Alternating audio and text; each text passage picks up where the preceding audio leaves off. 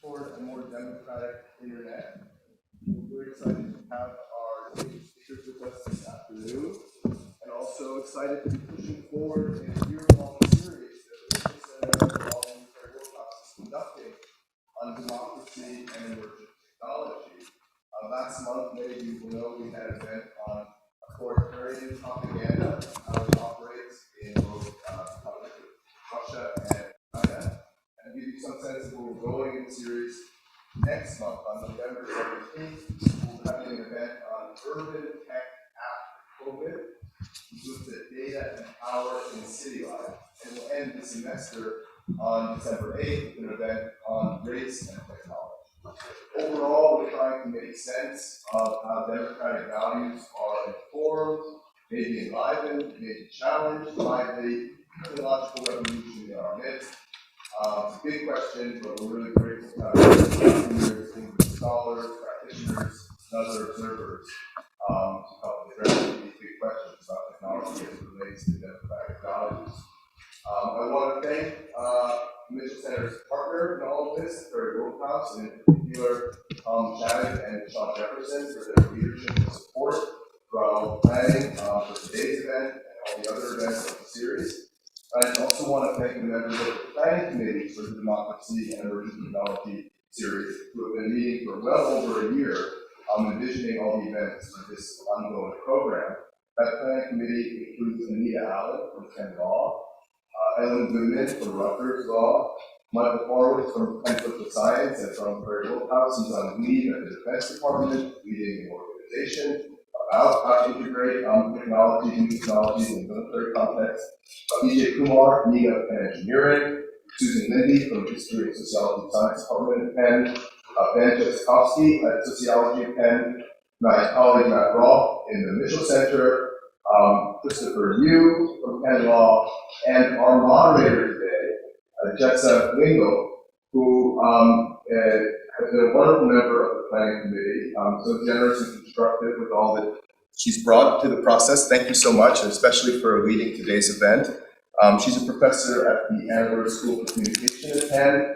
I won't go into all of her many accomplishments and writings, but I will single out two very recent books that she's authored that could not be more on topic, given our issue of discussion today, and given the broader commitments of the series. She's the author of the 2020 book, An Internet for the People, The Politics and Promise of Craigslist, and she's the author of the 2021 book, The Gentrification of the Internet, How to Reclaim Our Digital Freedom. So thank you again, Jessa, for being here and for leading this event. I'll turn things over to you. Thanks. Thank you so much. It's really exciting for me after spending a year on the planning committee to get to be here on this event, which I'm particularly looking forward to, although I really strongly encourage you to continue coming to our programs that we have for the rest of the year. So let me get to introductions. Tarleton Gillespie is a senior principal researcher at Microsoft Research New England and part of the Social Media Collective. That's a team of sociologists, anthropologists, communication and media scholars studying the impact of socio-technical systems on social and political life. Tarleton also retains an affiliated associate professor position with Cornell University, where he's been on the faculty for nearly 2 decades.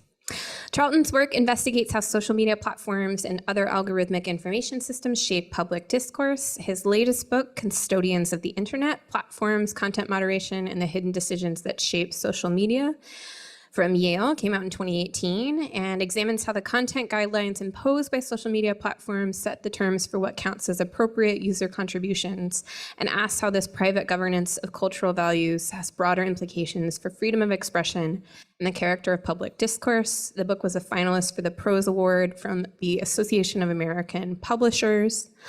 As a whole, his work offers a vocabulary for society in which social media platforms and other algorithmic information providers are now deeply woven into the lives of users and into the public institutions on which they depend. Having been a former colleague of Tarleton's, I can say he is a wonderfully warm, generous colleague, and I find it very rare that I am writing anything about the internet that doesn't cite or engage with his work. So I'm really delighted Tarleton could be here today. And I'm also quite thrilled to be able to introduce Dr. Rachel Kuo, who writes, teaches, and researches race, social movements, and technology.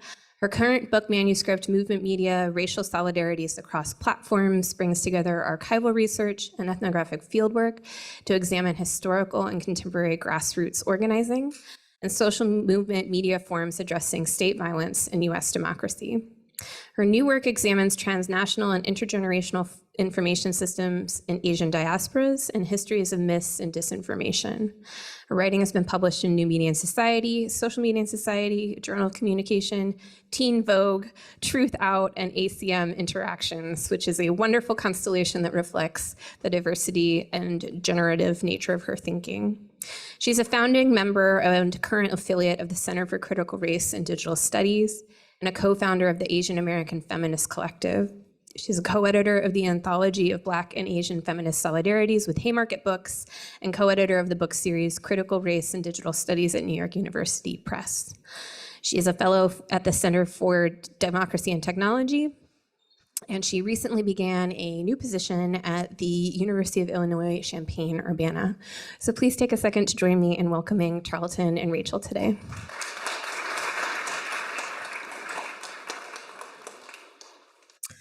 All right, so the way we thought we would structure this event is I would give Tarleton and Rachel so a minute of time, say 5 to 10 minutes, just to sort of engage with how their work intersects with the key themes of the series more broadly and our special topic today around rethinking big tech and moving towards a more democratic internet.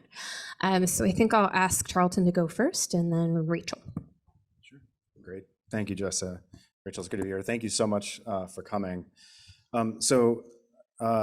As you heard from the recent work, I study content moderation quite a bit. I'm very interested in the way that platforms have found themselves to be arbiters, is the word that Zuckerberg doesn't like, arbiters of the things that they circulate, that they allow on their platforms, and having to find themselves both sort of managing content and dealing with whatever is determined to be harmful or offensive in various categories, but also finding themselves as part of a public question, both about their own impact, but also about what it means to govern the kinds of information that circulates in a public way. I think, so I want to step back from the particular research. I can go into content moderation in way too much detail, and I'll do it if called upon. But in the spirit of kind of stepping back and thinking about how we should think about digital technology and the sort of democratic implications, I wanted to sort of propose one way that I tend to think about platforms and digital tech in this way. Studying content moderation means having the opportunity to watch private companies account for their public obligations, whether you think they're meeting them or whether they're failing to, finding that the provision of service to individuals is also the provision of some kind of public venue or public apparatus where we encounter each other, where we encounter news, where we encounter knowledge. And that the demands that we have, and I'll keep saying we even though it's vague, and we need to unpack it, the demands that we have for something like that, where we meet each other on the public stage, where we encounter ideas that are meant to circulate publicly, are different than what we might each want individually as users. And that tension is something that the major platforms, as they grew, as they became more important, as they expanded their uses, found themselves in more and more jeopardy about, in the way that their kind of service and the economic incentives for how to provide that service are not the same thing as a public question about what we need and what the right parameters are. And we again always think about democracy by thinking about our media. That's one of the ways we understand democratic arrangements. And we're at a moment where, structures of communication, structures of how we get news, structures of how we associate, all of those matter a great deal for how democracy works. And the platforms that I study are providing all three of those things at once, right? And experimenting on a very large scale to see if they could make a business and make a service that's somehow going to satisfy all those things. I'm sorry, Tarleton, I'm being asked to ask you to hold your mic a little closer for the folks on the internet. Got it. Okay. Yeah. Okay. Thank you. So what has interested me is the process by which these platforms are taken into account for their public footprint, how they understand their own roles, how they try to narrate their own roles in the ways that serve their interests best, but try to answer this question of their public responsibility, and what happens when they are seen as having failed that responsibility. But here's one of the dilemmas that I think is useful to think about as we grapple with that question, is that too often when we think about communication, technology, and democracy, what we're thinking about is an imaginary rendition of the technology rather than the technology itself. So there are scholars who have called these technoscientific imaginaries, right? How we envision these platforms working, what we think social media is. And this is not just like metaphors or broad brush descriptions. They are deeply woven into how we use the tools and how we think of them as companies and as services, how we study them as researchers, and how we legislate them. These ideas and ideals about what social media is supposed to be have been long in the making, very much crafted by the platforms themselves in their own performance, their own advertising, their own claims about themselves, how they teach you how to use them when you first show up, how they describe what they're there for, how they apologize for themselves when they drop the ball and say they're going to be better. And when we encounter these kind of aspirational promises, if we're not careful, we are often using, critiquing, legislating the imaginary rather than the reality, right? We are still convinced by that presentation in some ways, right? And it becomes part of our job as researchers, as citizens, as legislators to sort of both recognize that the construction of that imaginary, what social media is as a kind of idea, and then how it functions sort of on the ground. So one example is that platforms are always telling us that they are in the business of helping people communicate, that they are bringing people together, they're making the world more connected. This is fundamental, not just like language that they use at the top of their sort of promotional website, but like said again and again in the very description of the services, in the way they present themselves to legislators and to the public. And it may be that they are connecting people in ways that were not the case before, in ways that are cheaper and easier than before. And that can sound deeply aligned with one version of democratic politics, right? The opportunity to connect, the opportunity to organize, the opportunity to share and participate. Two things we have to worry about. One is that the crafting of that image, right, that sensibility of what social media is, has already rung the bells of democracy. We've been told that they were vital for Arab Spring. They were told they were vital for certain kinds of practices. That they are the free speech wing of the free speech party. That they have already imagined themselves as democratic structures. Whether that's true in practice, whether that's how it plays out in practice, is not the same thing. But as we imagine how to hold platforms accountable for how they connect us, if we treat them as connective tools, we've already accepted some of those claims about them being democratic in spirit or in function.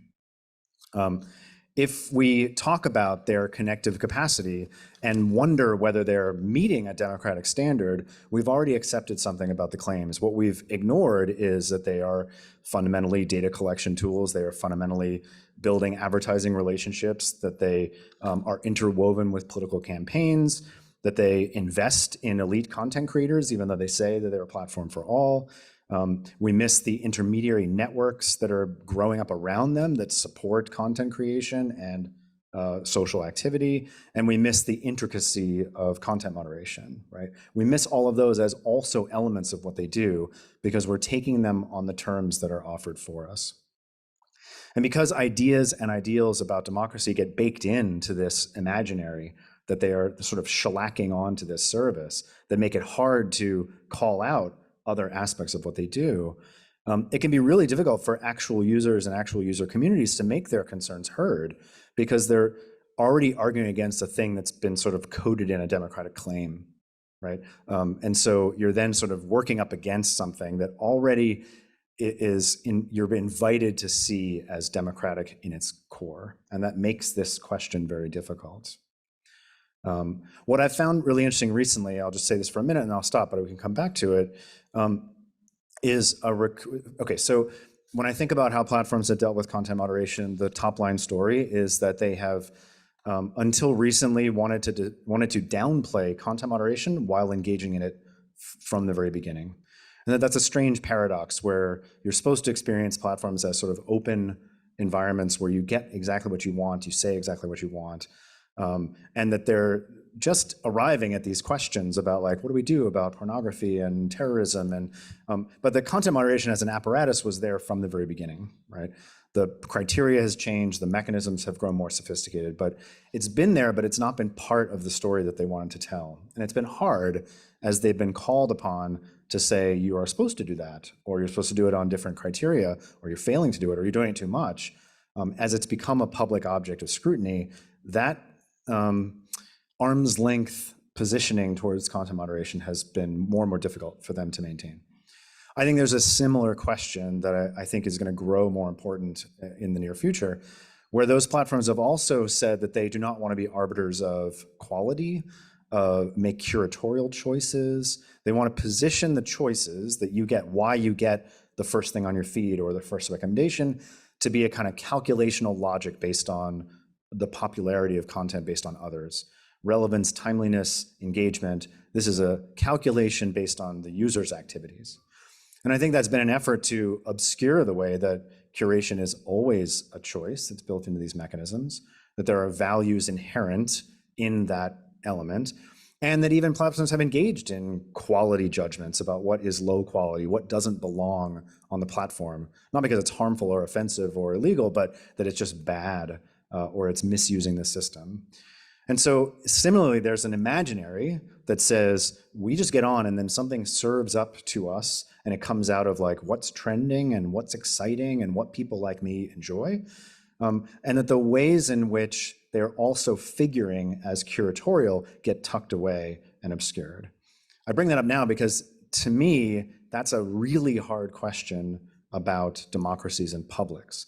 Because I think long before the internet and social media, we have been in a shift where we are eager to claim open speech, and we are skeptical and nervous about expertise and curation.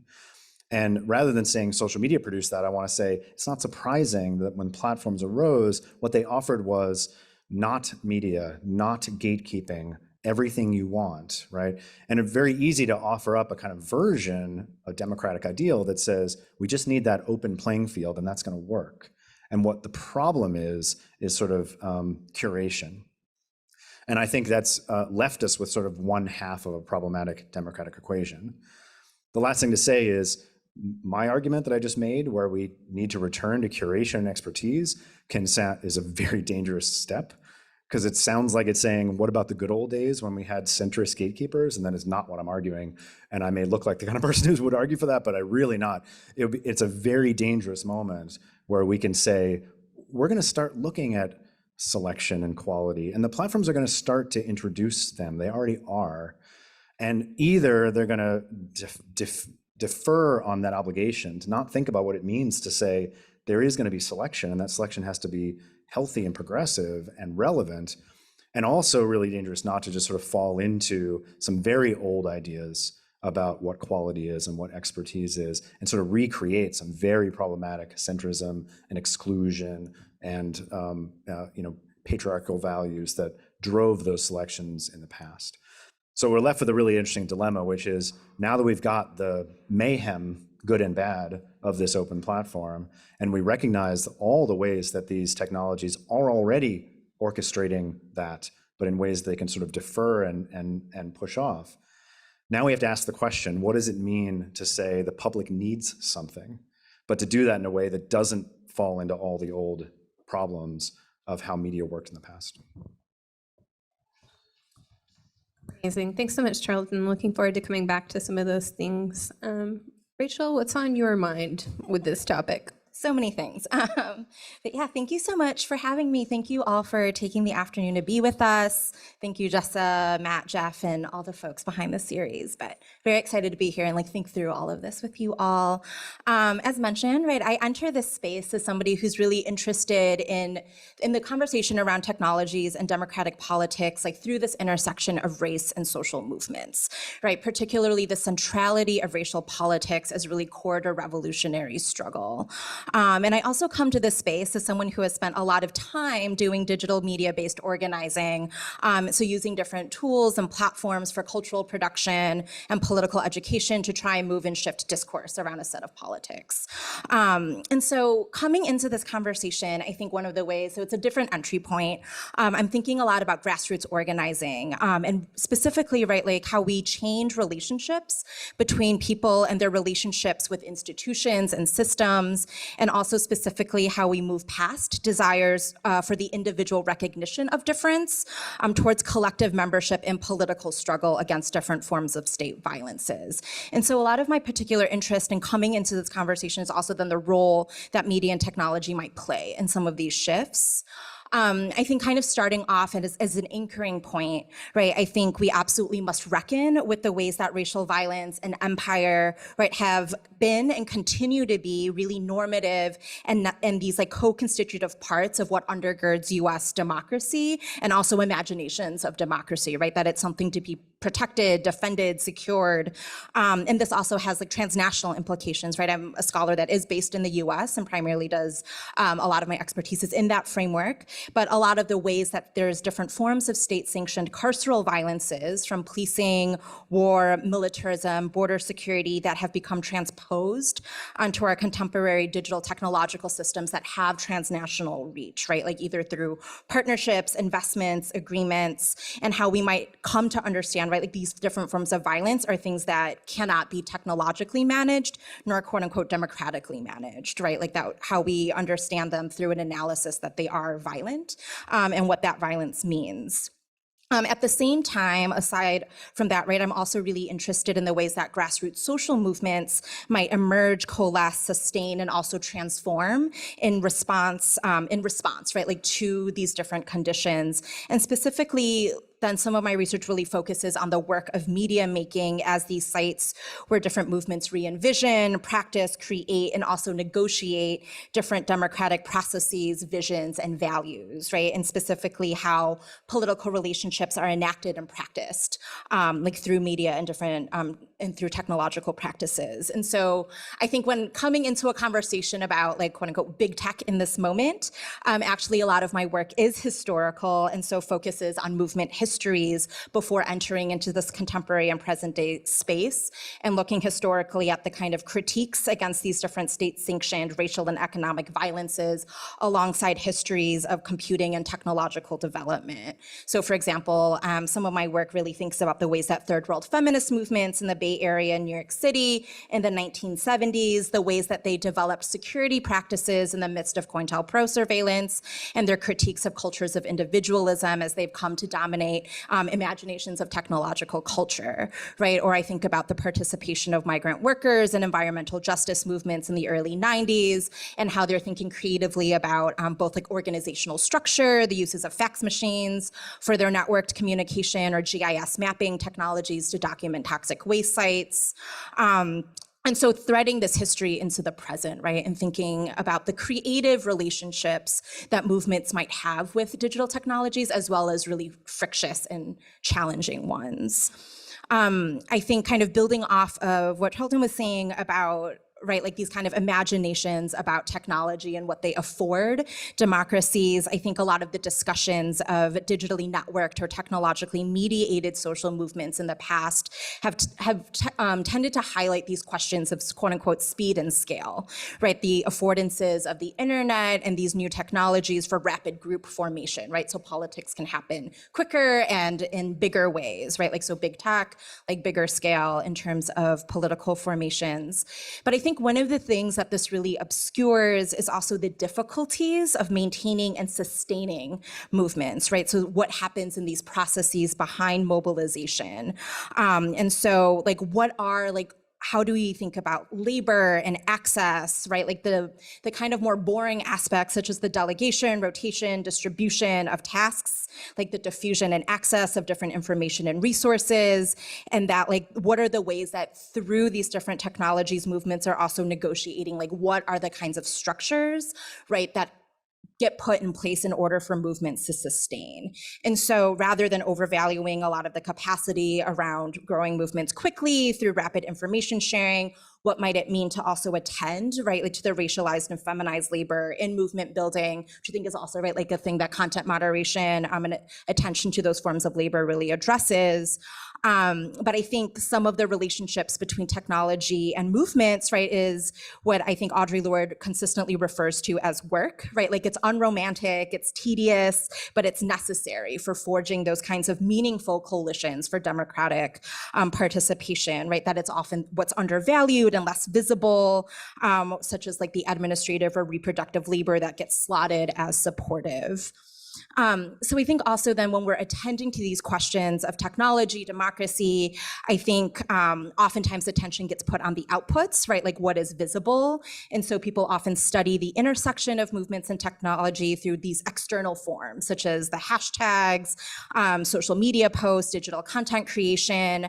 And aside from those things, right, like in addition to the external, I'm very interested in what's happening behind the scenes, or these like quote unquote back end processes of how people are developing mutual trust, building relationships, negotiating political principles and values, and that this is happening right across what is like uneven and incommensurable forms of difference. And so by uneven, right, the different ways that people live through and experience multiple formations of power, and that these experiences also impact political participation. So in a really granular way, right, like that political participation looks very different in material ways. So let's say if somebody is, right, like sharing devices within a collective because they don't have like access to an individual private device and smartphone, right? That means a really different relationship to privacy and risk. And so how does that actually attend to the ways that people participate, right, and engage with one another, right? And so these questions of how people navigate trust, safety, and risk, right, as well as the processes behind navigating things like conflict, disagreement, and consensus in these spaces, right, like when we start thinking about how they become technologically mediated, what becomes possible and also what becomes more difficult and challenging. And I think in addition, right, when I think about movements, it does tend to be a more de-romanticized way, right, of how we might also think about the fractures, the fault lines, the endings and transformations and ruptures of political formations, especially when we think about democratic processes. I think often when we think about coming together to do movement work, right, because of shared political interests, like people also presume that it comes with a kind of unity, but that, right, like seamless connection and unity is not necessarily the case. Even as different projects come together to work on dismantling and undoing systems of violence, a lot of times these entanglements, right, of violence and domination play out even in movement spaces through the kind of self-created structures and practices as people kind of work on how to think about like, how is it that we sustain? And so at the level, right, of even thinking about at some level, while different movements might commit to and value the leadership and perspective of people who are like quote unquote most directly impacted by different issues, the ways that that actually manifests as a set of practices gets really tricky, right? Like who ends up doing the burden of the labor, who gets to reproduce knowledge, who's kept safe, who's able to absorb risk, right? Like by being more on the front lines or do kind of the behind the scenes work of things like holding money. And all of these like little granular questions begin to get us to think about also platforms beyond, right? Like Twitter, Facebook, it's like what's visible, but it's actually like the entangled ways that something, right, that like the Google Drive, Zoom, Venmo accounts, like all of these things also play a role as part of those toolkits that people have to contend with and think again about how that interfaces with people's lived material experiences. And so even in our different imaginations of democratic political collectives, we really have to grapple with the ways that hierarchical relationships play out that can make these relations and processes more precarious. And the way that I'll close is with a provocation that I really love. It's one that I reference a lot, but it's from the Third World Women's Alliance in 1979. And it's this reflection that they were having when the formation was actually in collapse, right? They're like, we are no longer sustaining, our formation is ending, right? Like we need to transform. And they asked this question in this kind of like in this internal memo that they sent around that they said, right, like what have been the things politically, historically, and socially that have added to and made our conditions, and how can we take those things and form ourselves so we begin to destroy these conditions and build ourselves a new environment. And so I think we're very much still in search of these different strategies, processes, and tools for building what Assad Haider calls a quote unquote insurgent universality, particularly for what it means for rebuilding democracies in our current ecosystems. And so I'll leave it there, and I'm excited for the conversation to come and all the questions. Wonderful. Thank you so much. So across both these sort of opening remarks, we're seeing a set of questions around the different things we have to hold in our hands as we talk about the relationship between technology and some definition of democracy. And as part of planning this series, the programming committee spent a good deal of time debating the meanings and the connotations of the word democracy. So some of us felt that this was a word that was at the core of important contemporary debates around how technology was reshaping free and open political systems. And of course, this is on our minds as we're 2 weeks away from an election in the United States. Others, and I have to admit I was in this camp, felt that the word democracy itself was too limiting and foreclosed other more radical forms of politics that are being shaped by emergent technologies. So as broad as the word democracy can be, is it not broad enough to grapple with some of the questions that you're raising as we talk about the different relationships between publics, technologies, and politics? So in your own work, or the work that you find most engaging and generative, where does the word democracy fit? And when is it useful and when is it not useful? And you've already started to gesture towards some of this in your work. I think, Rachel, your opening comments about all the baggage that comes with the word democracy, particularly in a US context where democracy has been a wonderful, attractive figure that has concealed or not always concealed a whole host of violences, a whole host of neoliberal capitalist harms. So those are some of the questions I have around when we use the word democracy. When do we need to lean into it and sort of embrace what's good? And when do we need to say this word is no longer helpful, at least as far as thinking about how technology is reshaping politics? Can I start with you?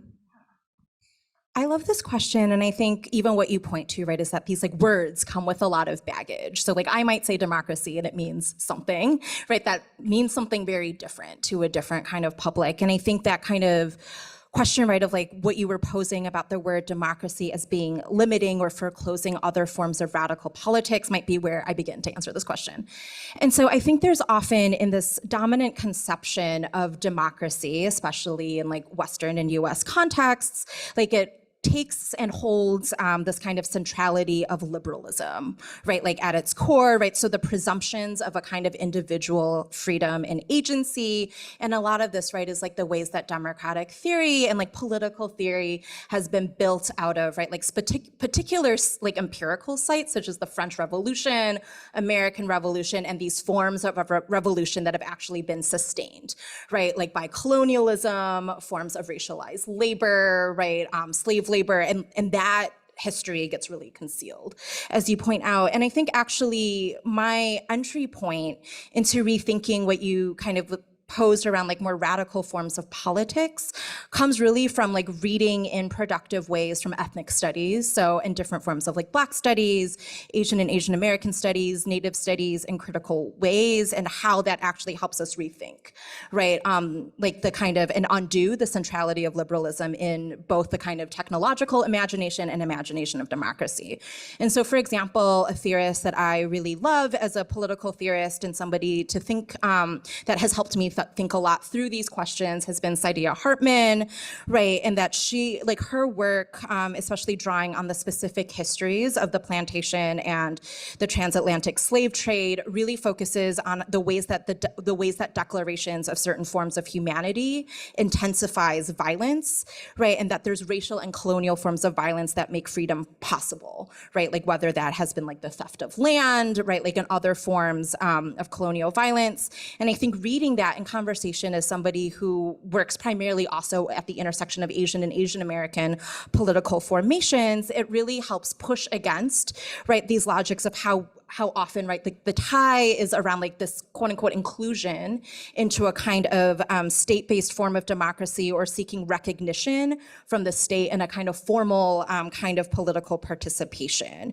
right? But I think there's like other ways to attend to the different forms of resistance that might emerge in like these contexts of domination and disruption, that move us beyond inclusion, right, into particularly violent systems that also require, right, racialized and minoritized people to make themselves and like their experiences legible, to seek like rights-based protections like within certain institutions.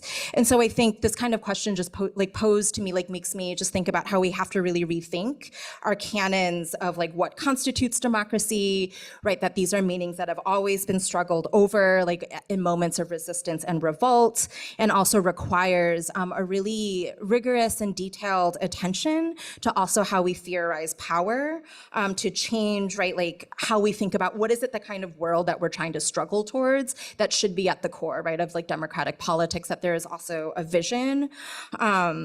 And I think the thing that I might close with, like in kind of like thinking through this conversation around the relationship around democracy, digital technologies, something that I think about a lot is this question of political solidarity.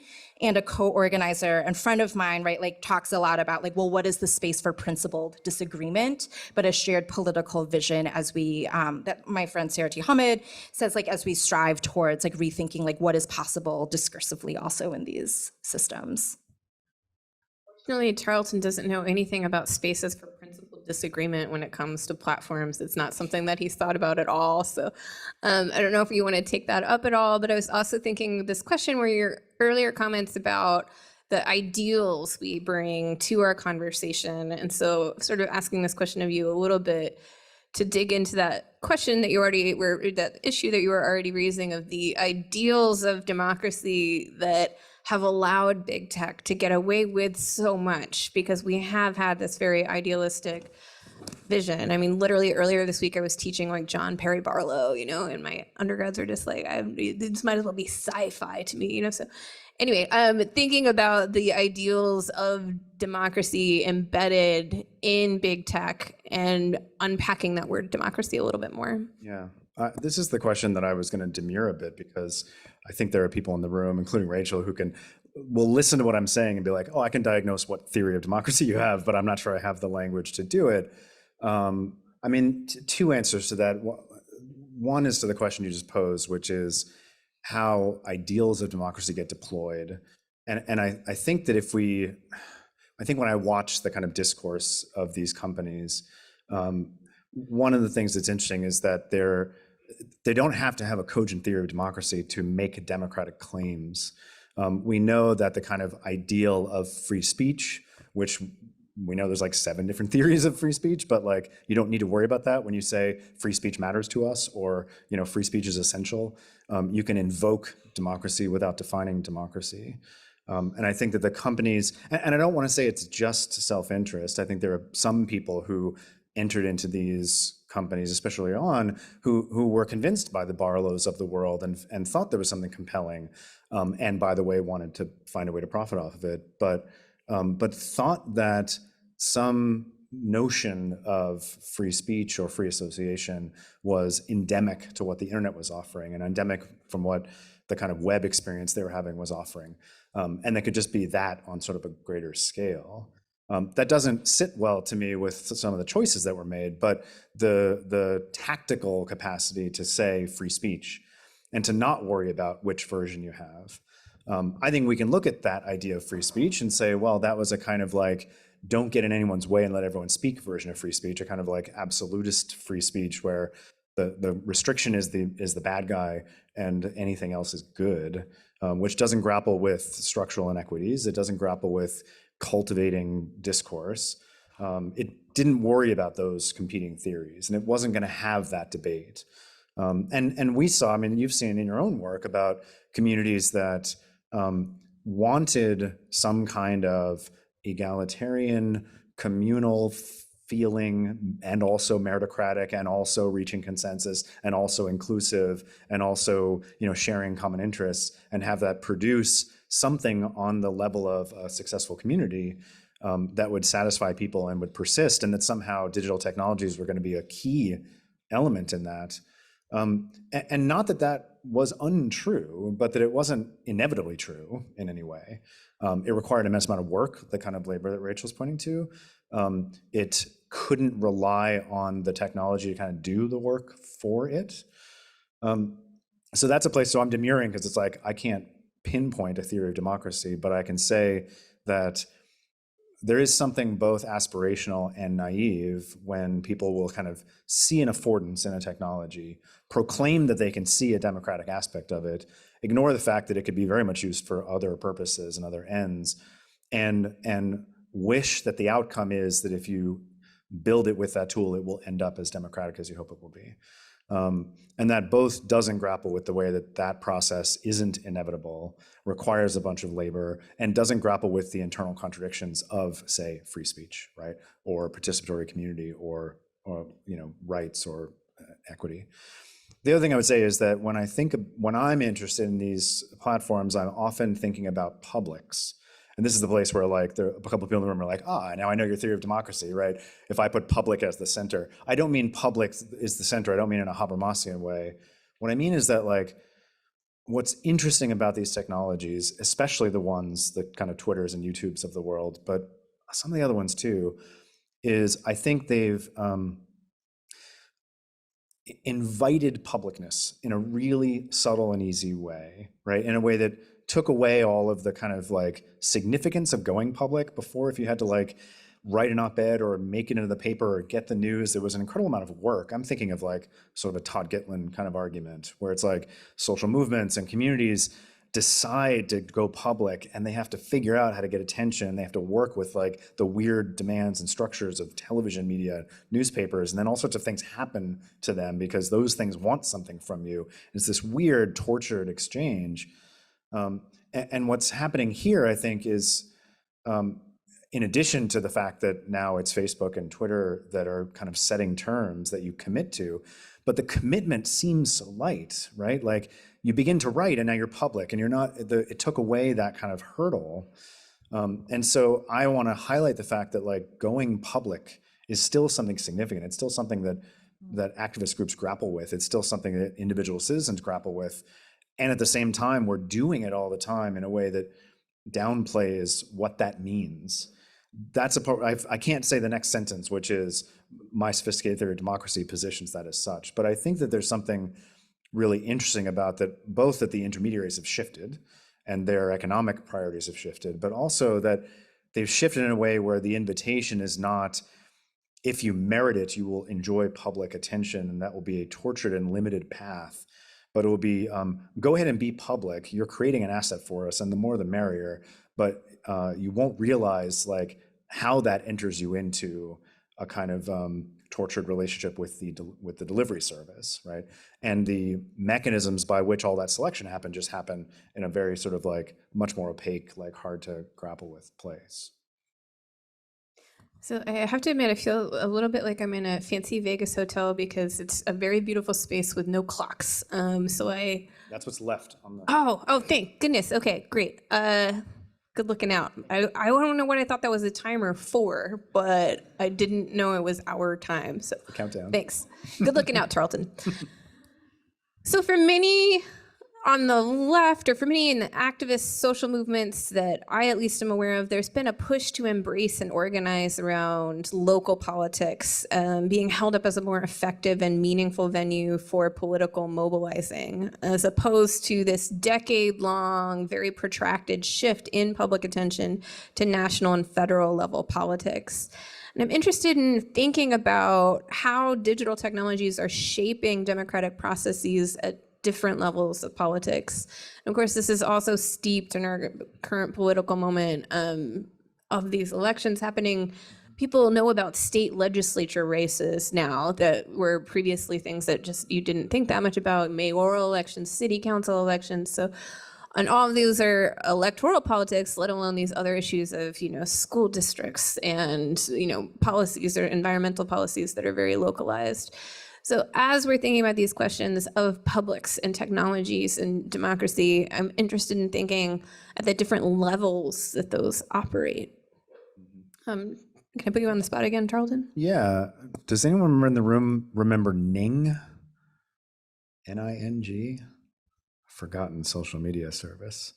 Ning was in the 90s and 2000s, and their vision was that they would provide the kind of structure for a social network that then you would run, and they would have no further hand in it. So you would create your own instantiation, it would make the software work, it would give you some advice, and then it was sort of done. And you would create a Ning, and the Ning was gonna be whatever, like your whole soccer team or whatever. It could be your whole business, it could be your whatever. And there was no presumption that being on the Ning, that is the, pen fans of whatever, connected you to any other Ning in the world, right? I've said Ning now too many times. And it didn't survive. We could look at things like Reddit, like Nextdoor, that have structures that have a different relationship to locality. But I think what's really interesting to me is that there's clearly a call to these companies, private companies, to scale. And that means a number of things, right? But it's not as if the need to scale and the kind of economic benefits of scaling means that you should connect everyone on the same global network and promise them the reward of maybe circulating across that entire global network, the kind of dream of virality. That's not the only version of scaling. You could have the Ning version of scaling that just said there's more and more and more decentralized little networks that are all run in a little federated way, and Ning becomes the beneficiary of just like having provided all those things. It's telling to me that the answer to scale that we seem to have pursued, most of these companies, is the one where the network is global. The invitation, whether you ever talk to, there's always the stories like you'll meet people across the globe. You may never do that, but there's sort of like a potential that you're going to do that. And the efforts to build more localized groups are actually like working against the tide of the platform, drawing the hottest comment out and showing it to everyone, and sort of like constantly swirling these kind of localized activities out of their local structure. I don't know if I can make the political argument that says that the fact that that was the answer and not the other version is aligned, is standing next to this tendency to put all our attention towards the largest scale political frameworks and to fall away from the local, right? And for journalism to fall away from the local in ways that maybe we're seeing a bit of a turn, but I think those things are like rhyme. I'm not sure if they're causal, but I think it's telling. I have a couple of different answers to this question of how we think about the different levels. And I think to one point, right, there is, as you mentioned, like especially on the left, like a turn towards like a kind of place-based politics. I think this is also a kind of response in moments, right, where digital activism has come to the fore and people are like, oh, but it's just hashtags, like people aren't doing anything. And I think there's this kind of, I guess, like imagination is a keyword, that like local level politics and local level engagement is like like a site, right? Like to do change in depth. But I think though, like one of the ways to kind of push and think about the relationship between the local and the national, or the local and transnational, like kind of like thinking through a couple of different cases. And one example that I think about is at certain levels of local politics, and I'll take New York City as an example because that's like a context that I know better, right? Is that actually like sometimes like what is happening at a local level in New York City politics has like national reach, right? Like so certain things that get decided, campaigns that win successfully, like again, like in City Hall or right in the City Council, like might have a reach in a different city in the U.S. You also see that with like California, like as like a site, right? Like certain legislation that gets passed, even in like certain districts in California, then might make its way to like federal policy. We've seen this in troubling ways, for example, with like immigration legislation, right? And so there's something though like about so the level of politics and the networks that inform them that also then have an impact also for activist networks, right? And so something that I've been thinking about is also the different kind of information relays in which, right, like if you're doing something in one city, like you're also learning and engaging with, right, like folks who are doing campaigns in other cities to kind of build different ways of like, how do we articulate this political vision, what's working, not working. And so there's like a kind of a lot of like behind the scenes coordination of actually campaigns that seem really disparate that's happening, right? Like, so this kind of the different levels of politics, like how that's also playing out with the different kinds of, I guess, like the different kinds of campaigns and coalitions behind the scenes, navigating them. I think another way to think about this, though, is like also the relationship between like the local and transnational, right? Like often what is happening, even in local level politics, has a transnational inflection, right? Like given, especially when you think about diasporic communities, immigrant communities, there's a lot of ways that people's histories and relationships with migration, movement, the geopolitical conditions, as that informs people's different relations to institutions, understandings of democracy, like all of that also gets brought in and often doesn't get attended to as much, right? And I think then on the level, for example, of platforms and like, for example, content moderation, you have this kind of imposition, right, of US-based frameworks often, because you have these provincial Silicon Valley companies that are operating multinationally, but then imposing a kind of framework of a kind of like recognition of identity categories like into non-US spaces without an adequate conceptualization of power. So a kind of, again, like this kind of frictious relationship between local and transnational.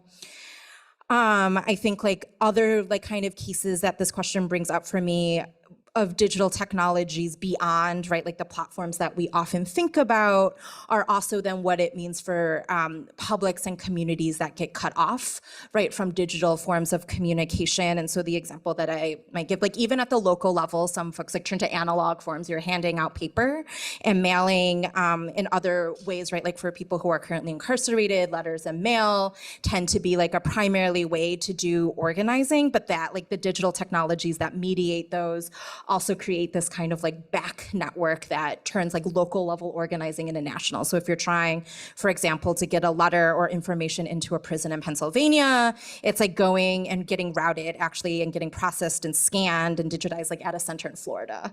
So like there's like a kind of like weird way it's like when we start thinking about the local, like where that kind of pushes at other forms of scale. So I think like those are some of like the things on my mind, is that there's like different things around breadth and depth, often things that happen at the local that rise to a moment of national visibility and a moment of national crisis at times can also create forms of temporality that derail a kind of like what's been happening on the ground locally for some time. So I think like those are just some of like the different things on my mind when we start thinking about the different levels. It's that there's like multiple arrays of technologies at play and then multiple kinds of overlapping networks across a variety of contexts and conditions that actually play out in people's lives in really specific and material ways. Of the idea of the derail, like if we think about the local and the national and the transnational, if they all have to coexist on these platforms, but that something can derail the other thing, that's a really fascinating way to put it. Like I was wondering what national the energy around some national thing, what does it mean for it to derail something?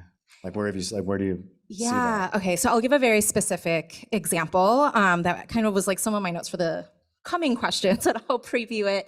So for example, again, like a lot of my work looks at cross-racial solidarities, for example, and so you saw in the moment of the summer 2020 uprisings, there was a collective concerted effort both in movement spaces, but then different institutional promises, right? Company promises that were given that were like, okay, our commitment to racial justice is that like policing is violent, right? Like there's a history. You saw like meta, like from meta to like even like local level, there was like a public reckoning that was happening.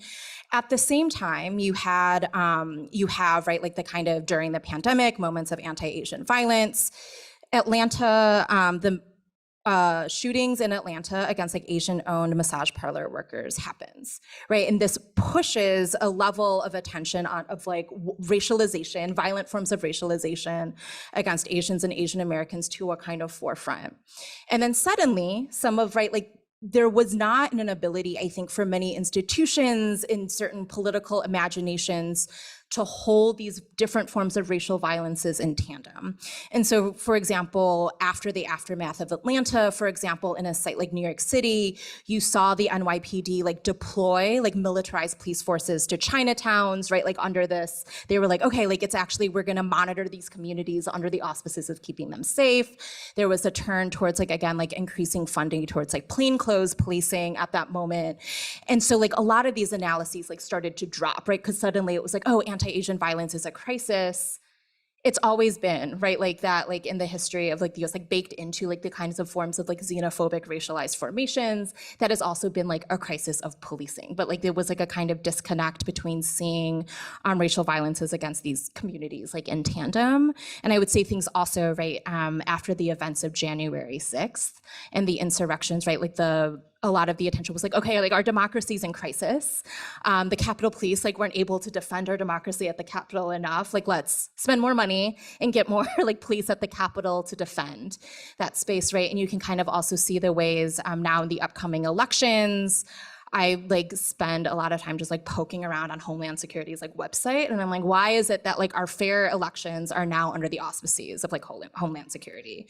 Like we need to talk, like this was a, you know, a department that was created in the wake of 9/11 to really police, right, like Muslim, Arab, South Asian communities that then said and like replaced, right, like immigration and naturalization services, which was also, right, not more approaching things from like militarized, like anti-immigration exclusion. But now you have Homeland that's like the most, like they have the most weapons, the most like kind of police power as all the agencies. So it's like becomes this interesting moment where then the threads begin to disconnect and all of the analyses, right, that were coming up and the commitments begin to get derailed by like this kind of never-ending moments of crises.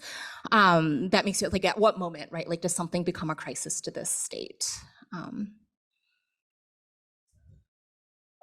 It's fascinating to think about how a critique of traditional media's kind of a agenda-setting capacity is not only the selection of what to talk about, but it's also a tendency to decide what counts as national, right? What counts as local, and certain things would sort of lose out to that. A kind of coherence story gets produced that excludes and includes and crafts, and an environment where nominally the articulators of these concerns, whether it's the journalists or whether it's the activists, are competing on a landscape that is not doing that work as cogently as traditional media was, but is doing it in ways that like we don't have a handle on yet. To recognize that both the ways in which it decides, the ways in which things count as a national concern, the ways they count as part of a crisis or not part of a crisis or a new crisis, that we now have to get our heads around the contours of why those things are happening. And that it's neither that this is a free-for-all where things just compete in some marketplace of ideas, which the platforms would love to sort of invoke, but also that it's not a single guiding hand of kind of editorial oversight. It's some combination of the two. And it's both the kind of competition of articulators and the tendencies of which things get in our society count as crisis and then dismissed as crisis. and the ability of people who are trying to sort of like drive that articulation to tether things together, or to invoke crisis after crisis, or to dismiss, and that whole competitive landscape is giving us a new phenomenon about nationalness, localness, connectedness, separateness. And then I don't think we have like the analytical tools yet for it. I want to think more about it, not necessarily right now, particularly in the longer history of media and in the longer history of, local news and local activism, and how, on the one hand, there's a dream that technology, social media in particular, will sort of like replicate that in a meaningful, wholesome way, like going back to the sort of like Barry Wellman, Keith Hampton work, in the mid-2000s. Even as that is also, we know from analysis of local news, like where an incredible amount of politicized information is coming from. And so there's a little bit of an echo there that I think is not acknowledged, in part because I don't think many social media companies have had that as, this is what we're replicating, this is our niche, but I want to go back and learn more about Nings. It's rare. It's a social media platform that's like a gerund, it's like based on a grammar. So being mindful of time, I'm gonna ask my final question and then sort of open it up for general questions, because I've already seen some folks having questions. So I've been teaching classes on digital technologies for over a decade now, and we are at a point where students are overwhelmingly pessimistic about the capacity of platforms to make positive inroads in democratic processes, almost any way you slice that term, like whatever the word democratic means, there is very minimal optimism for it. And many of my students are so skeptical that they literally cannot fathom a time when there was wide-sweeping, genuine optimism for tools, digital tools and platforms. So I shared earlier that I was teaching, John Perry Barlow, and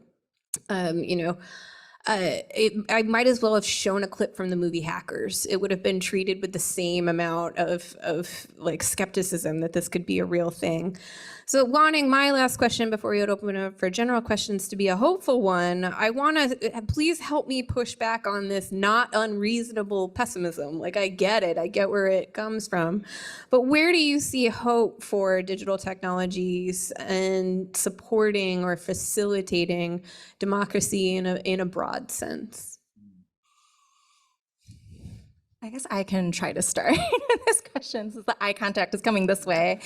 Right, I think technological tools will never replace, right, like the ways that I think groups need to spend time contending with like what is actual like political alignment and vision and developing a political line, like, right, like some of the pessimism around digital technologies is that they are political also, but they're not explicitly naming these politics, but they are, right, like at the end of the day, like making a kind of politics happen and actually not having a political line or, right, like a kind of political relationship to power that they're like willing to name. But that aside, right, like I think in many ways, like it doesn't mean abandoning them as like they're still there. And I think they're useful for different things. It's like with a kind of maybe optimistic realism to enter in this space that like there's something that is possible within them and that there's also constraints, right? Like I will say, some of the spaces, right, if we think about disability justice movements, and like especially organizing during the pandemic, there was like a real kind of push of actually thinking about questions of access, right, and the turns towards Zoom suddenly, which, right, like in thinking about like, okay, like captioning, right, like multilingual translation, like in the moment, right, like the actually different forms of participation, like via the chat, that like there's like things there that I think enabled communicative modes across like different ways that people might enter and participate, even though, right, like Zoom is also an unwieldy tool that, again, like many people who have access to it either have like an institutional affiliation that maybe, right, like more high risk conversations should not be taking place on Zoom. But there's like a kind of way of like then thinking through these different tools, right? Like I think like so much, like for me, like continues to happen over Signal, right? but also knowing, right, like the limitations is like you can't actually have like a real conversation like about building consensus or having disagreement in like a 40-person group chat. Like it's just not like going to be feasible. But I think there's a lot of really exciting and creative ways that like forms of consciousness raising, right, like of people being brought into politics based on like a kind of engagement and relationship of how they're also interfacing with different digital platforms and a kind of work that's happening in those space that, you know, I'm also unwilling to let go of. I think it's also just not being lured in by the promises and having a kind of way to be like, okay, like we're able to do this, like with these considerations of constraint and knowing, right, that again, this is just a tool. It can't be the be all and end all of where we place, right, our hope for democracy. That's so true. I went to a Hacking Hustling, which is a coalition of sex workers committed to thinking about how sex work has shaped and will continue to shape digital technologies, and the event could not have happened in person, you know, because and I was all the back end behind that event. well, it was amazing. There were so many different languages, so like real in time transcription was happening, and then there were speakers from, you know, different parts of the world who were being brought together, and you just could not have had that conversation without, and many people I don't think would have felt safe having those conversations in person in a way that they felt safer having in a digital context. So I think that is totally true. So, Tarleton? Yeah, I'm skeptical of optimism. So I don't know if optimism is the right fuel for research or change. I'm a little more happy with profound concern and righteous anger. I think that would be better. So, you know, there are people I see that are still optimistic about digital technologies, and what they're designing is like facial recognition tools that can spot queer people by the, you know, it's like, it's really gross, and then can like sell that to advertisers. Like there are optimistic people who are working with the technology, and I don't see them asking hard questions about the broader impact of the choices they're making. So, yeah, I'd rather us pursue a kind of sense of profound concern. I guess the thing I'd want to work against is defeatism, right? Which maybe what you're saying is that they're encountering is that there's nothing else to do. I think we're actually like thick in a moment of really beginning to ask questions that these technologies and their implementations have put before us.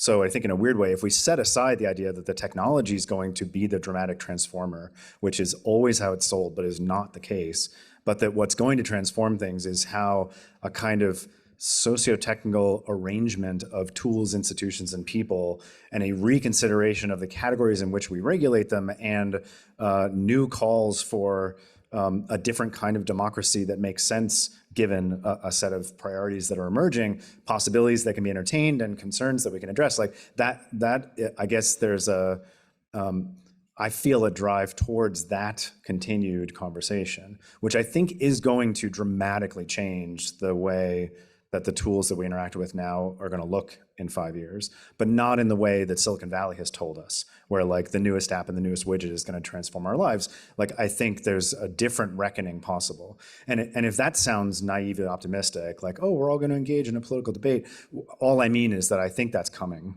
I don't think there's a choice.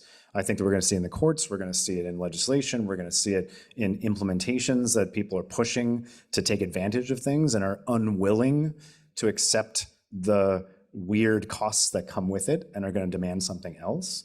And there will be all sorts of failures and frustrations about that. I think the media historian of me will say the thing we get out of that will be sadly compromised compared to what we could get, but it'll be different than we currently have. So I'd rather stick with profound concern.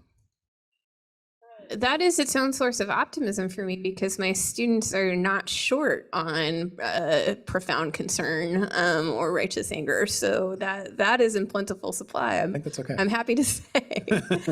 So that gives me my own optimism. So before I turn it over to the audience, I just wanted to check in if there were any questions that you had for each other in the light of our conversation so far. For later. Crowd, and we'll all right. face each other So off. I'm happy to run the mic a little bit. I believe our first question is right over here. Yeah, we will have a line Oh, okay, great. Well, why don't I just get this question and then we'll get this question. All right. In the meantime, if people want to line up at the queue to Sorry, guys, I am a technologist. Technology is just a means. It's the people, how they use it. And so I would prefer your title be toward a more responsible democratic internet. Because the word democracy, I went on the Google and check it out, and it doesn't say the responsibility. It just says freedom loving and equality, but the whole abuse, what this technology allows you to amplify the bad things about people. So it is the people. So I'd love, Tarleton, I feel like your book kind of ends on that, Custodians of the Internet, with what are our responsibilities as users of this platform. So maybe you're set up to kind of Yeah, answer I mean, that. I take that point as very strong, which is to remember that we often want to ascribe too much to the technology and we forget of the practices, and that those implementations matter a great deal.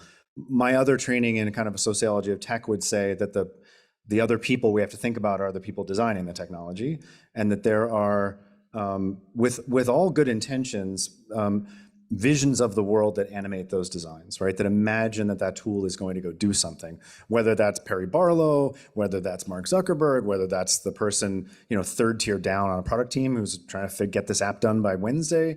The presumptions about the user, the presumptions about what they think it's for, the presumptions about the world it enters into. And so if we think about if we say, yes, it's the people, but we remember it's both the people who take those technologies in hand and do something with them, and the people who conceived of them, implemented them, advertised them, delivered them, presented them as a solution to a problem, which meant choosing what the problem was and choosing what the solution was, those are political too, right? And if we are able to scan across both of those parts of the people equation, then I'm happy saying, much of the story here has to be people. I do think that we struggle with the way that those ideals and assumptions end up mattering in the tools, not just because they're embedded in the materiality, because they're in the code, but also because they come with it. They come with it in the promise and the advertising and the claims. So that's a part where we can never leave the idea that there are people always in this, but there are very many different points on the equation of how this thing comes to be and how it ends up in people's hands. So I'm actually going to ask people to double up on their questions. So we'll ask two at a time and then be able to hopefully get through this wonderful line of interlocutors. So we'll do 2 questions and then response, and 2 questions and response. Cool. Hi, thanks so much for coming. This question specifically for you, Tarleton. I read your 2020 Content Moderation AI and the question of scale. And I wanted to get your updated perspective on this field. I imagine being at Microsoft, you have insights into a lot of stuff that's going on and kind of see the future a little bit. Could you share a little bit about your timeline for AGI, and what do you think about the role of open source in the context of AI and this trend towards a more democratic internet? My timeline for AGI? You're more of like a 2050 or a 2030 kind of guy. What is AGI? It's already out there. I'm just kidding. Artificial general intelligence. General intelligence. I have no predictions whatsoever. I don't. I mean, because I don't have access to the people who are thinking of building this, and I don't think they know, because these things end up mattering in the world that they land in. So predictions are techniques to try to make things happen, but I don't think that they're accurate or reliable. I think we have a long way to go before we're seeing how these things land. Yeah, I wish I had a soothsayer answer to that, but I don't. What about the question about OpenAI Stable Diffusion? Because I just saw today, the news was announced an hour ago, Microsoft is thinking of investing even more into OpenAI. Yeah, I think we as a society are getting better at asking questions about the value assumptions that go into these tools. My hope is that open considerations, responsible considerations get us half a step closer, but I don't know that we yet have the venues to ask the hard public questions and and include the stakeholders who should be part of that conversation, which are very diverse communities, the hidden labor that Rachel's talking about. I don't know that we can imagine openness as a aspiration, but I think we're going to then have a whole nother set of questions, and I worry about them. Like I said in the beginning, like I think there is a weird role to be played about curation and choice that's a part of public life, and we're really like allergic to it right now. But I worry, and so that any call for sort of like an open thing that's just going to be handed out and is going to work, that smacks of Barlow. That I just get nervous, even though I love the sentiment behind it. Thank you. And now we'll implement the 2 people at a time question thing. Was I supposed to? Hello, nice to meet you. I'm Taruni, I'm an undergrad here. This question is addressed to the both of you, but it stems from my writing seminar class where we actually discussed your book, Professor, Custodians of the Internet. So my question is related to the problem that we were discussing earlier about how it's hard for American companies to impose certain laws and values in an international context, and also the example of the everyday Dara Muhammad Day from the book Custodians of the Internet. So different countries prioritize free speech to different levels, especially in a cultural sense.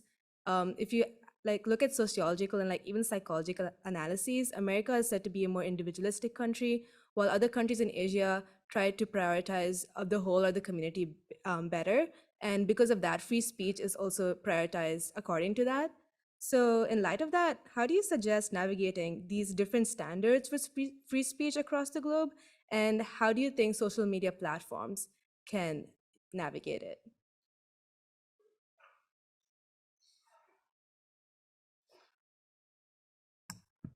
Hi, I'm a freshman here. I'm kind of dipping my toe into the world of technology ethics and digital rights and things like that. And I was kind of interested in the conversation around policing and digital surveillance and things like that, because I've been looking recently at the ICE Palantir thing and sort of the expansion of the Department of Homeland Security, the targeting of vulnerable populations, things like that. I've mostly been seeing grassroots organizations pushing for the conversation at the level of the federal government, and also just it kind of relies on whistleblowers and people who are hey, this is wrong. And I was wondering if you can maybe speak to the future of government big tech relationships, so we're not necessarily relying on those who are minoritized and marginalized to take on the labor of bringing injustices to the government level, and sort of the impact of policy, because I know you mentioned pessimism, and I feel I'm one of those people that also holds a lot of pessimism, because I'm not able to see implementable policies that are addressing these issues. And yeah, I just want to learn more about it. So if you guys have any insights, that'd be great.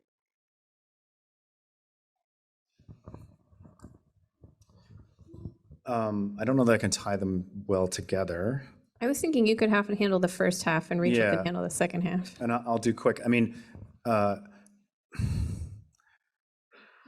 know everyone wants answers, but we're social scientists, so we raise hard questions. The feeling of what to do about the fact that a content moderation mechanism tends to sort of impose a US-centric vision of free speech and norms, and is now being extended, is a huge problem. And it's an immense amount of hubris on the part of these platforms that imagine, you can imagine if a company was I know what my next business is. I'm going to put 1,000 printing presses in every part of the world in an open building with no key, and I'm sure it'll be great, right? That's an incredibly it's sort of a monstrous thing to do, right? And it's been offered up as something sort of glorious and democratic and participatory, but it comes with an immense amount of risks. I remember, this is in the book, so the person who read the book has already heard this, but I remember talking to people at YouTube about what happens when they open up YouTube to a new country. This is early on, so maybe it's gotten all better. But they were when we open up to a new country, we get a whole bunch of flags. So people are flagging stuff, right?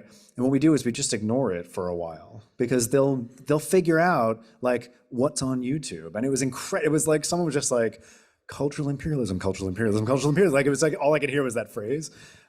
It's an immense problem, and it's not clear how you address it except to imagine a kind of a difficult work and humility of saying, like, this has to matter to different communities. The platform has done about like 1/10 of that. They've gotten consultants and they've gotten language experts, and they now know they have a problem. But it's not only a hard problem to solve, but it's costly in ways that it's very tempting not to pay for. There are suggestions like, what if these platforms were kind of federated and there were different ones in different countries? That raises a new question about what about countries with competing cultural values and competing ethnic groups and, you know, tensions. I'm left with a suggestion of like, these are very old questions, right? We've dealt before with the power of you know, Hollywood output reaching out into the world in powerful ways. We've seen countries push back against that with regulations. There are questions about how, you know, effective those are. Those questions have to be asked again. The tricky part is that it's an implementation of value inside the system that is hard to access, right? As opposed to like an export question that Canada can say only 10% or only 40%. It's much harder to sort of create walls if you wanted to, not just the political will, but also access to it and understanding to get to those things. So we have the same problem, but harder. Cool. I'll start with the second question. And the question around, right, like the relationship between government, big tech, and also movement spaces as it, like, you know, dovetails into this question of like surveillance and policing. I think it is like a very urgent one. And I think just like it requires, I think, a very specific political orientation to policing that I think, right, like government and big tech like will not have. There's like a very, I think, deep investment monetarily, right, that companies, platforms, and also, right, like government expenditures, right, like investments in military technologies, police technologies, and these relationships that are very much there that like entails, right, like a financial benefits from reinvesting in police. And like for me, right, like I'm somebody who comes into this space that believes, right, like policing is a system of violence that cannot be democratically nor technologically managed, right? Like taking a very specific abolitionist stance. And I think in this current moment, right, there's this kind of shunning to be like, okay, like we need an abolitionist and a reformist perspective and like all sides of the aisle to contribute, or we need to like, to understand the violence of policing, we need like more numbers, more data to prove, right, and measure the extent of this violence on different communities. And for me, like that, right, like that really is not the starting point. Like I often wonder, so aside from spaces like this, I give a lot of talks on abolition or like different workshops, and a frequently asked question, right, that people will ask is like, well, if we don't have police, then what? Like, how will we manage our borders, or how will we like stop crimes? And it actually, and I think this goes back to the provocation earlier, right, that these are not just technological problems, but they're like deeply embedded societal people problems of how, right, like categories of criminalization have emerged, how, right, like carceral systems have been the default solution for social issues, from whether that's poverty, houselessness, other, right, like mental unwellness in these different forms. And I think it just requires, I think, a kind of attention and a political line around that. And I would say something, right, around this kind of relationship between government, big tech, and different movements, right? Something that I've written about with somebody that I've organized with is like really around this issue around the institutional capture of abolitionist dissent, right? That it's like, so in this moment, where there has been a lot of public conversations about abolition, you've seen so much money being poured into research institutions, universities, companies that actually use that language, right, like to try to find solutions that actually is going to resource like policing, militarism even more. So I think that's something that I would say, like to that end, is like what movements, right, like are governments and big tech companies listening to? But I think they just really also have to reckon with their like deep economic investments in these systems. And I have a very short note on scale and content moderation, but I know we have a lot of questions. So I can save it. Okay. I can save it. Next 2 questions, please. Hi, my question is directed to Tarleton and also relates to moderation. It seems that a major theme of these social media and tech companies is that they're natural monopolies.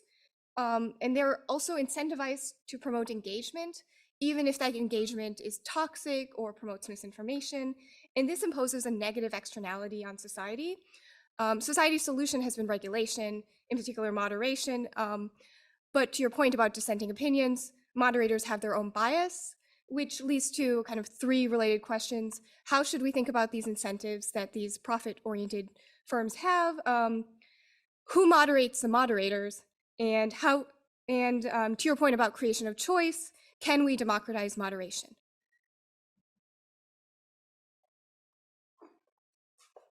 Yeah, I'll keep this brief since there's so many people. The average internet user spends around 7 hours a day online. Given how much of our lives are now online, including our political lives, how can we speak of a democratic internet when our lives on the internet are controlled and owned by a few private corporations?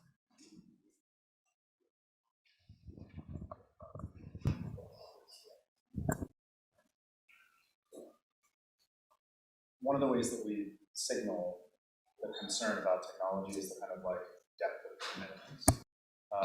But I don't know that that precludes the possibility of a more progressive arrangement. I think there are a lot of things that we are deeply invested in and become central to what we do that we could imagine could be in line with our political values. So, you know, if we think about infrastructure, right, we think about the way roads work or the way electricity works, or, you know, these are things that like we can't live without. And, you know, we don't say like, oh, people are spending too much time on electricity. But we still can think about there are arrangements of these resources that are thoughtful about uses and communities and unfairness, and there are ways that could be less thoughtful about it. So I think it's a good provocation that we have to recognize how quickly in kind of historical time we have devoted, not ourselves, not just individuals, but like whole institutions to these forms. But I don't know that by itself it precludes the possibility of healthy arrangements. I guess that's an optimism. And you know, maybe that leads into the other question, which is we're now in a position where these platforms have an immense amount of footprints, and therefore the moderation that they engage in, which is still quite opaque and it's hard for most of us to encounter and ask questions about, are a big part of what they're doing. I guess this is the other sort of like naive, you know, liberal democracy impulse, which is half the battle has been to make that visible, right? So how do we moderate the moderators has been part of the question of recognize how this works, shed the kind of promises that obscure them, highlight the labor that is involved, and then there's the hard political work. Do we articulate a kind of human rights standard? Do we enhance oversight? Do we create best practices? Do we demand that certain kinds of approaches are unacceptable?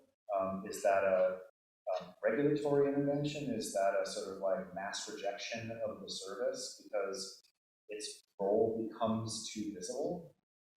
The challenge about sort of like satisfying large-scale entertainment providers is that they often get away with being imperfect servers of public needs because the service is delicious, right? Like we want to watch reality TV all night, and so we might have concerns about the kind of public commitment of that television network, but it's hard to say I'll go without it. But again, that's not a new concern either. So I think that there are questions that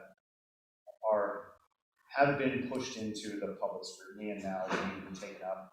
And whether you believe in a kind of like, it's the regulatory process, or you believe in it's a kind of like, you know, boycott activism process. I have a weirdly unoptimistic response, which is when I look back at things that were debates about how media should work, and then they did change. They changed because some other powerful economic actors saw an advantage. So I wrote a lot about copyright protections, and there were a lot of people saying we should have free culture and we should break all the encryption. And then that discussion died down when Apple saw a different market and Google scanned the books, which I don't want to say is good. I mean, I don't want to celebrate that. But that had a lot more change than people yelling about free culture. And that's not to dismiss the impulse. Maybe those things were possible because of the articulation, so it's all part of it. But depending on your theory of how change works, then you look to those places. But pushing it into the spotlight so that it can be scrutinized, that to me is a huge part. And a huge part of challenging the kind of way it's become normalized and mundane and overlooked. I think the short thing that I will add to that, right, around like the kind of both the corporate control, and it's also very like for a few small companies, and if we think about the US, it is also controlled by companies operating in one nation, which means like not only is it like US centric frameworks, but English dominant.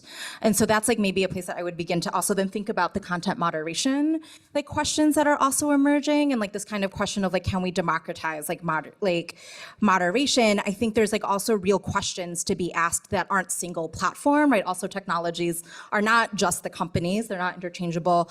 But I think, for example, so just to ground it in a case, right, around the work that I've been doing around like mis and disinfo in Asian American communities, you might have something that emerges, right, on like a more right-wing channel, like in another space, right, like a nationalistic entity that gets put on YouTube, then circulates to like WhatsApp, right, like in this space, and so like. Then the answer, I don't think, is like, how do we fact check or like automate, like and moderate this away? I think that like gets to your point about like there's actually real slow, intentional like organizing work that then like needs to happen, like given some of like narratives of like different ethno-nationalisms, like white supremacy, right? Like that you can't like automate or fact check white supremacy away from any of these platforms. And so like I think that's like one of the things that I think like comes to mind like for me. And I think, yeah, just to add that addition, right, like to like the kind of democratic processes that people are using technologies for, there's other material things from healthcare, employment, et cetera, that I think makes us question, right, like can we also get to digital spaces that are not just so tightly corporate controlled? Like there can be, I think, other modes of governance that we can imagine. Yeah, completely agree. Next 2 questions, please. Hi, thank you for your time. I think I had like a similar question about content censorship, but now that that's answered, I had a more specific question about the Texas social media censorship bill. I think the bill was first like proposed to withdraw the rights of the social media companies to censor any contents on social media that are regarded as like harmful speech or hateful speech, especially the ones posted in regards to like that would show their political biases and their viewpoints. And I was just wondering if you thought that that would be a step towards democracy or a step away from democracy. I'll do the quick version. Oh, no, we got another one. And then, yeah. They don't fit. But I'll put on my technologist hat. I wish Professor Baichi was still here.